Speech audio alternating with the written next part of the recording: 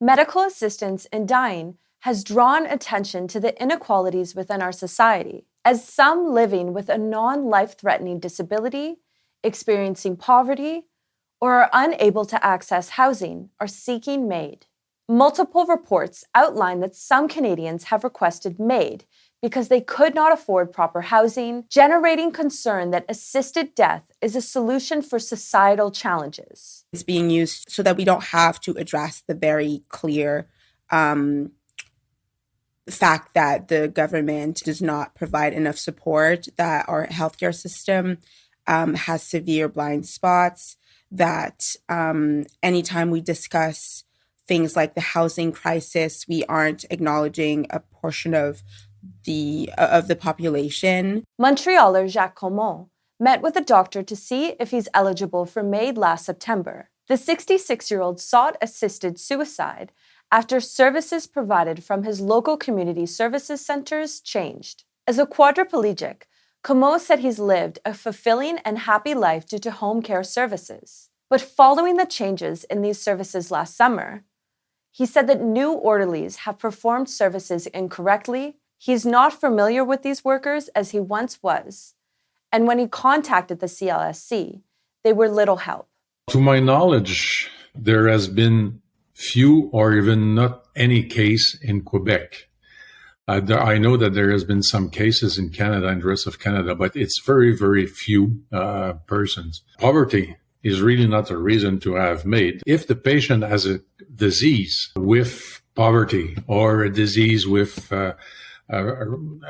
important illness, well, that's another ballgame. The patient has the right to be evaluated, and then we can see if there's any reason to get MAID. Certainly, there have been reports in the media of individuals who, indicate that they are living in poverty or perhaps are experiencing or are concerned about experiencing homelessness, and that they are looking to MAID as a possibility.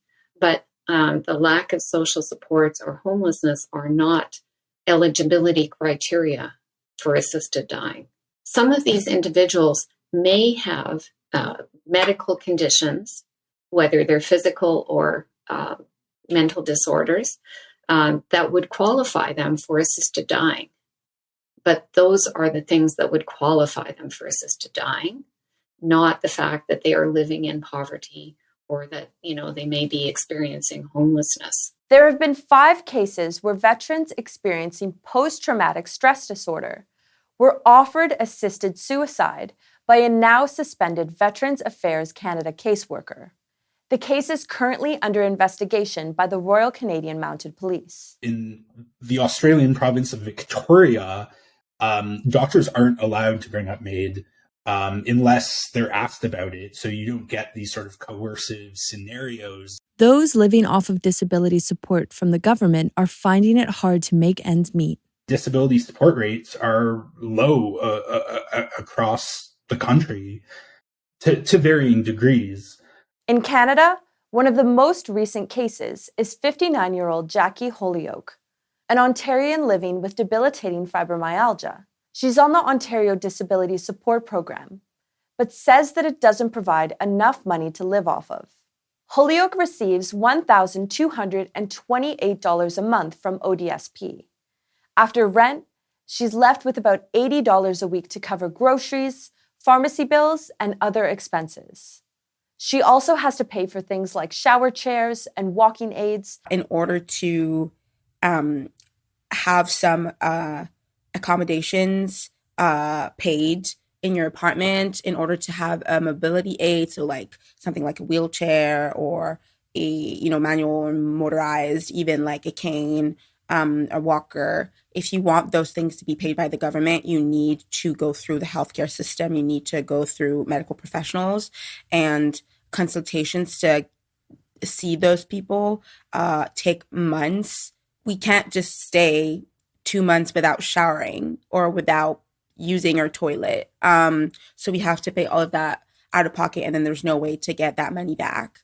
In Quebec, the maximum monthly amount that one can receive under the Quebec Pension Plan is $1,537 a month. The lowest average rent for an unfurnished apartment on the island of Montreal is $1,237.